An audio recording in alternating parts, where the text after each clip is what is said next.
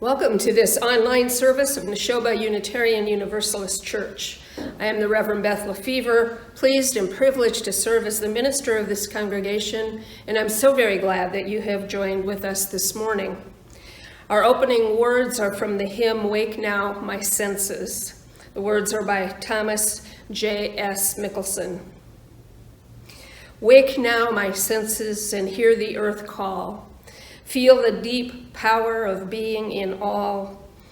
Keep with the web of creation your vow, giving, receiving, as love shows us how. Let us be together in worship. Jeanne Ortmann is going to light our chalice. Good morning. We ignite the flame of this chalice in the light of truth, the warmth of love, and the fire of passion and commitment.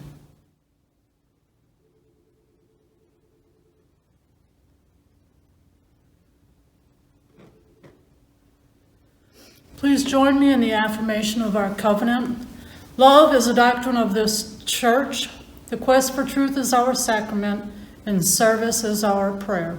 To dwell together in peace, to seek knowledge and freedom, to serve human need, to the end that all souls shall grow into harmony with the divine. Thus do we covenant with each other and with God.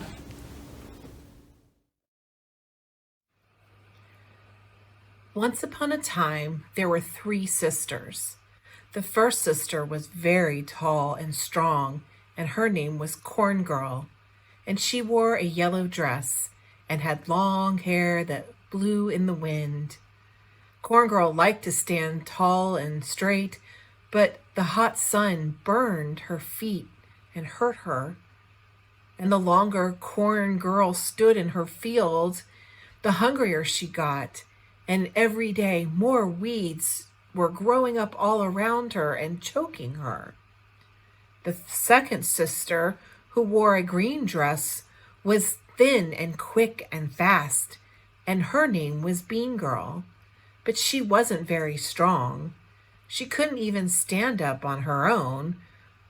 She was good at making food, but she just had to lie there all stretched out on the ground, and she would get dirty and wet, which wasn't good for her. And the third sister, Squash Girl, was short and round, and she wore an orange dress. She had large leaves and pretty blossoms, but she could only crawl around the ground, and she was hungry too. For a long time, the sisters didn't get along. They each wanted to be independent and free, and not have to do anything with one another. So Corn Girl stood there with her sunburnt feet and got hungrier and hungrier, and Bean Girl laid there on the ground and got dirtier and wetter, and the little round Squash Girl was hungry too.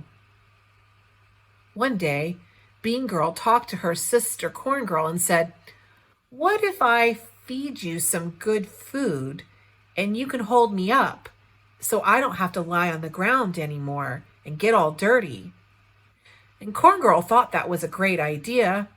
And then little Squash Girl called up to her tall sister, "How about if I lay on your feet and shade them so you won't get sunburned?"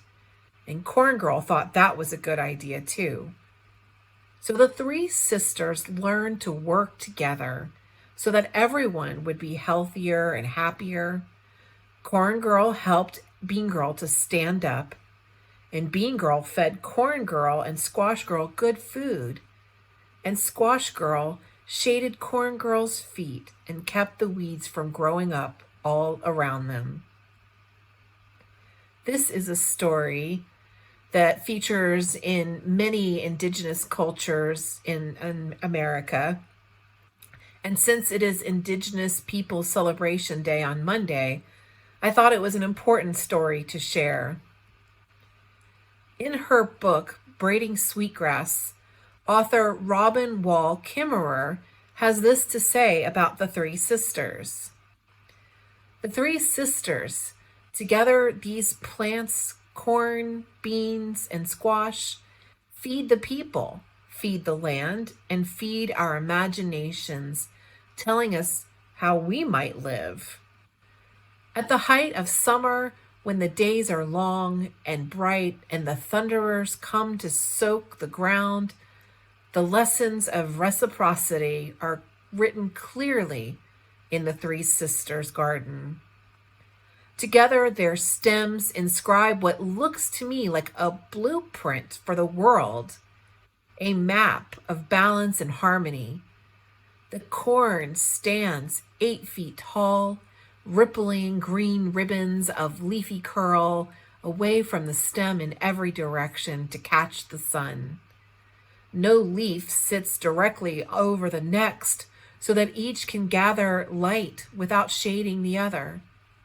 And the bean twines around the cornstalk, weaving itself between the leaves of corn, never interfering with their work.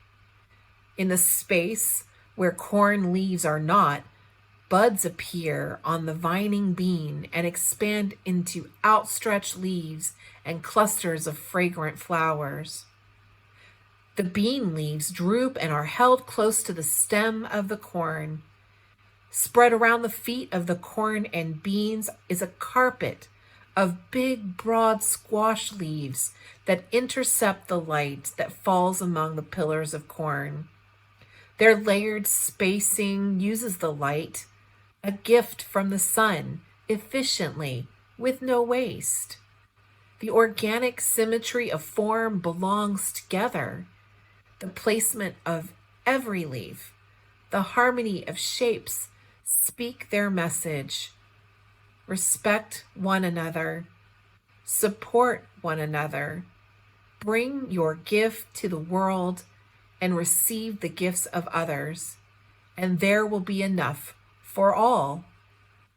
The way of the Three Sisters reminds me of one of the basic teachings of our people. The most important thing each of us can know is our unique gift and how to use it in the world.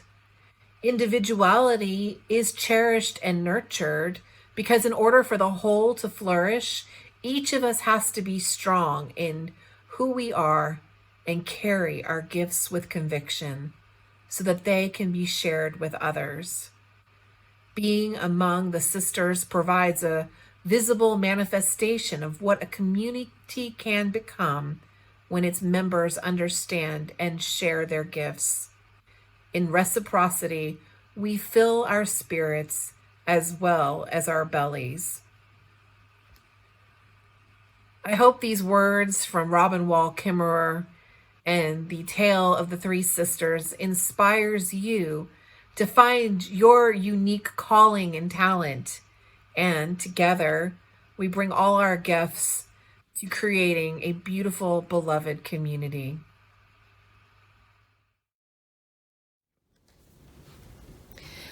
And now we share our gifts as we are able to sustain this church and its mission, recognizing that all that is of worth is made more worthy by our investment in it. All that is of value is made more valuable by our engagement with it. And all that is good is made better by our stretching toward greater goodness, greater engagement, and greater commitment. Our morning offering will now be shared.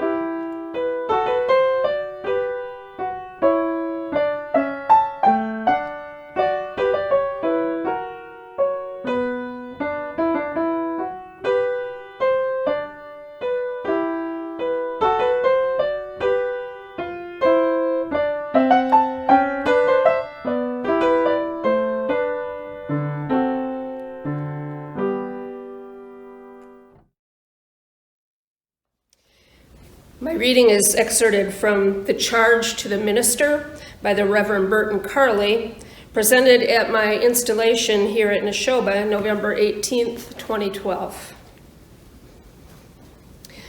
Today, Beth, you answer an ancient question. Our Hebrew ancestors put it like this: who shall ascend into the hill of God? Who shall come into the presence of the mystery? Who shall dare to stand in the holy place? Who would be foolish enough and brave enough? Who would have the humility and the temerity to make such a journey? Always the answer has been the same. There is no one to send but one from among us, the gathered people. So the people choose one to go. So the people of Neshoba called you forth, Beth, the one to go before them, to ascend into the hill.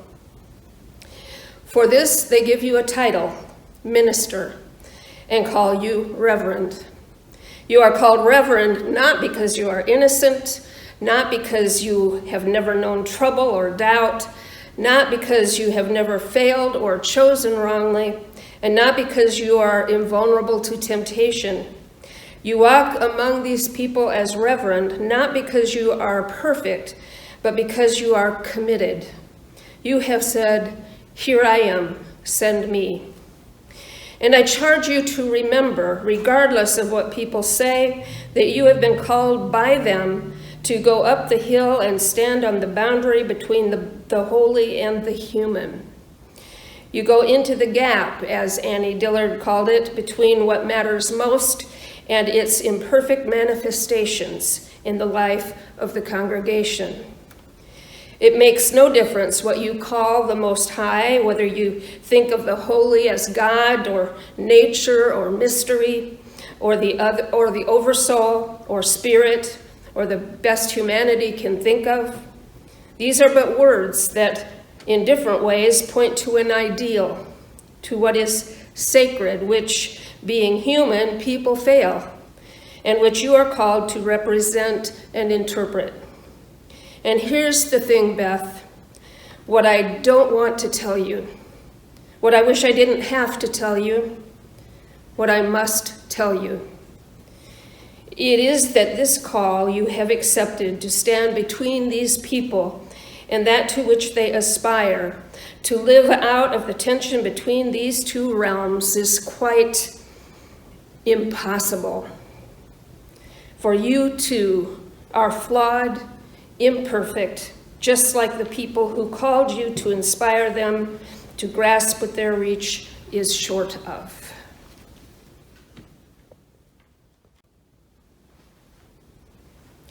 I too am flawed and imperfect. Who would think such a proclamation could be comforting? But oh, how comforting it is. However, as much as it may seem that this sermon is all about me, your minister, it is not. I will be talking about my own perspective and experience as a minister, but I hope it will be much more broad than that. Let's see how it unfolds. It is, by the way, Clergy Appreciation Month, or so I'm told by the UU Ministers Association, and I dearly hope that you do appreciate my service to this church, its members, and friends. But I didn't know it was Clergy Appreciation Month at the time that I chose this topic.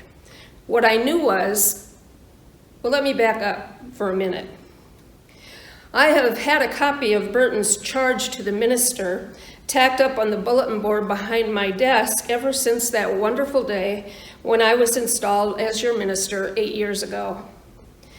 The Charge to the Minister is an important part of the installation ceremony, and Burton's words were exceedingly moving and meaningful to me that day.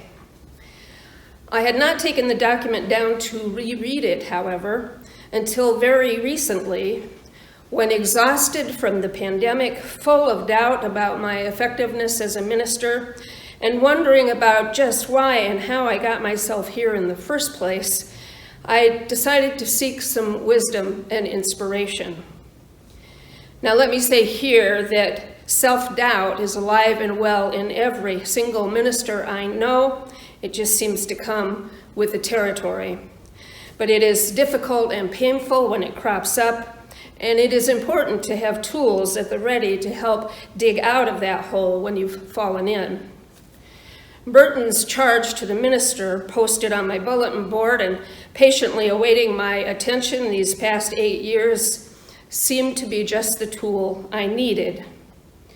I carefully read through it and then read through it again. Remember that what you have been called to do is impossible, I read. Well, phew. And he said, be a prophet, attentive to the life of the Spirit. The quality of the prophet is the consciousness that something is being asked of you. People come here to gain that awareness, to enter in relationship with that which is eternal and sacred and worthy of their struggle and love and devotion. They call you to stir that awakening in them, to stand at that point, that intersection where the vertical and horizontal meet, in order to urge them to turn aside from their small lives to a larger life and to pay attention to what really matters. And it is hard, impossible, to stand in that gap between the ideal and the real. Well, wow, again, I'm feeling so much better. Perhaps I'm not ineffective so much as attempting to do the impossible with work and people I love so very much. And Burton continued, you can stand in that impossible place by remembering that it is not about you. It is about what happens through you, what you invite, what happens even despite yourself. And he said, perhaps this is your most essential part in the fulfillment of the ministry. It is not so much about being successful as being faithful. That makes the impossible possible. Be faithful and trust that the holy will find a way to work regardless of setbacks and confusion and failed goals. Be faithful to what has called you to the ministry, and faithful to the congregation that installs you today as their minister. By faith, stand on that impossible boundary and bear what is required of you. And then he added that all-important truth, you are not alone. I was refreshed, reinvigorated, and rededicated to the ministry, to this ministry, after spending some time with Burton's words. So much so that I wanted to share them with you because they are equally about you and me. I am not alone. We are all in this together. We all minister to one another. I am not alone. I don't have to do it alone. I cannot do it alone. I must make room for life's larger story to be told through me, for the Holy, the Spirit, the mystery to work through me. I must ever attempt to keep myself open for that movement, that flow of the Spirit and the wonder. But you are a part of all of that too. We are in this together, doing the work of meaning-making with and for one another, encouraging one another away from apathy, complacency, or a lazy approach to the deeper questions of life, the great mystery in which we all make our way. I wanted to share this with you too because I'm quite sure I'm not alone in my exhaustion and my self-doubt.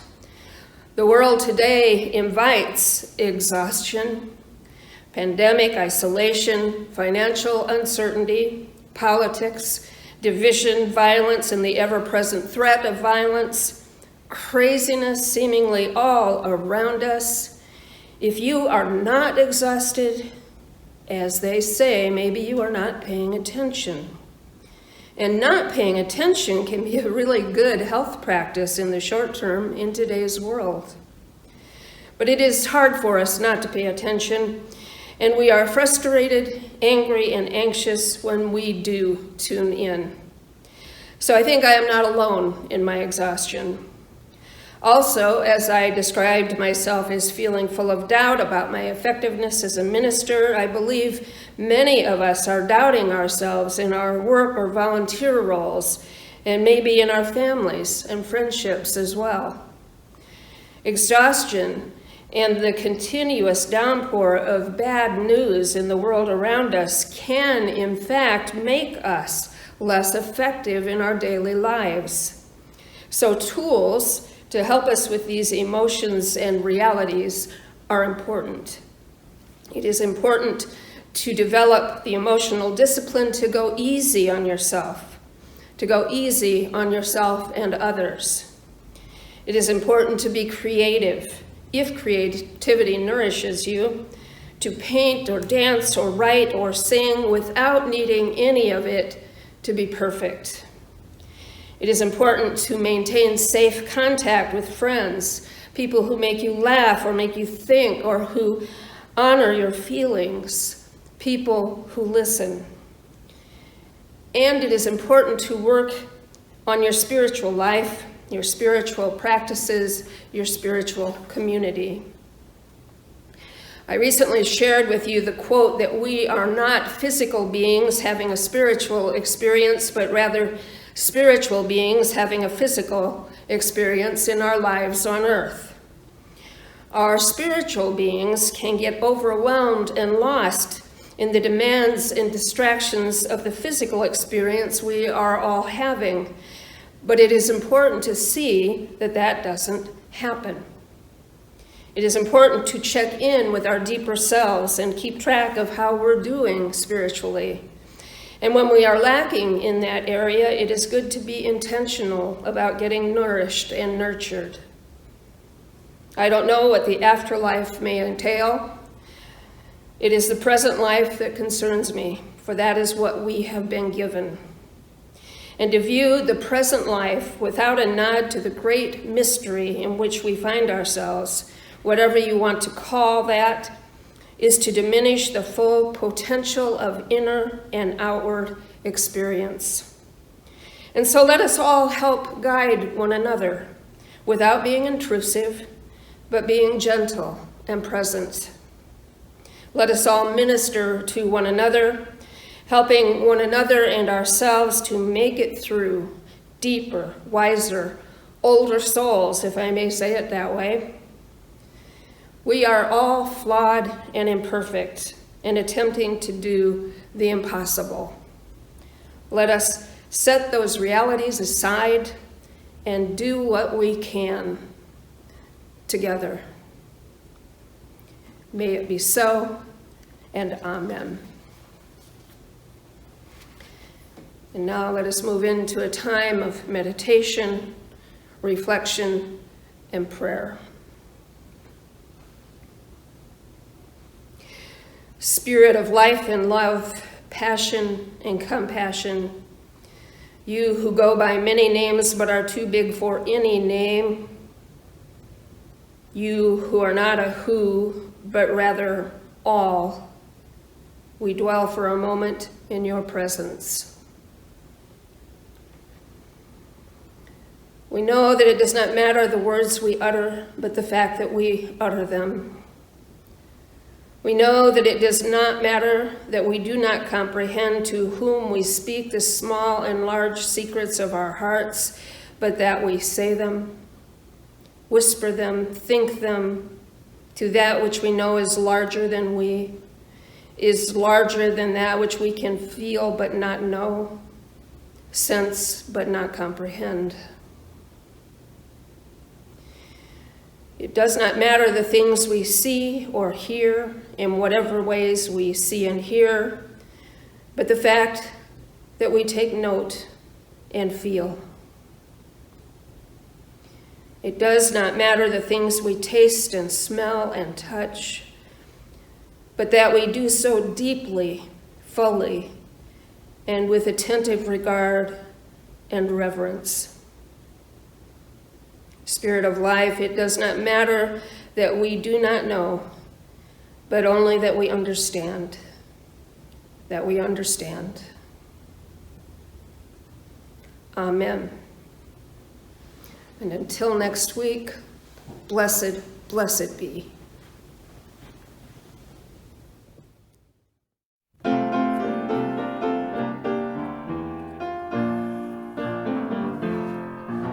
Though days be dark with storms and burdens weigh my heart, though troubles wait at every turn, I know I can go on. When sorrow heals my soul and burdens make me strong, though troubles wait at every turn, I know I can go on.